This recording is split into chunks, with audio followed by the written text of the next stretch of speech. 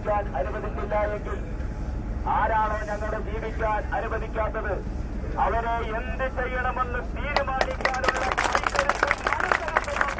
മദനിയുടെ പ്രിയപ്പെട്ട അനുയായികൾക്കുണ്ട് എന്ന് മനസ്സിലാക്കുക. കേരളവും കേന്ദ്രവുമൊക്കെ ഭരിക്കുന്ന ഇവിടുത്തെ ഭരണകക്ഷികളോട് ഞങ്ങൾക്ക് പറയുവാനുള്ളത്, ബഹുമാന്യരായ ഉമ്മൻചാണ്ടിയോടും അതുപോലെ തന്നെ കുഞ്ഞാലിക്കുട്ടി അടക്കമുള്ളവരോട് പറയാനുള്ളത്, സുപ്രീം കോടതി തെറ്റുകാരനാണെന്ന് കണ്ട് ശിക്ഷ അനുഭവിക്കുന്ന ആർ ബാലകൃഷ്ണപിള്ളയെ താലോലിക്കുന്നത് പോലെ മദനിയെ താലോലിക്കണമെന്ന് ഞങ്ങൾ അവകാശപ്പെടുന്നില്ല. ന്യായമായ മനുഷ്യാവകാശത്തിന്റെ നിലനിൽപ്പിന് വേണ്ടി നിങ്ങൾ ഇടപെടാൻ തയ്യാറായില്ല എങ്കിൽ അധികാരത്തിന്റെ ശീതള ഛായയിൽ അനന്തപുരിയിൽ സുഖമായിട്ടിരിക്കാമെന്ന് ഉമ്മൻചാണ്ടിയും കുഞ്ഞാലിക്കുട്ടിയും സമരത്തിന്റെ കൊടുങ്കാറ്റിൽ ഉരുകി അനന്തപുരിയിലെ അഗാധമായ കടലിലേക്ക് വലിച്ചെറിയും നിങ്ങളെന്നുള്ളത് ഈ സമരം അതിന്റെ തുടക്കമാണ്.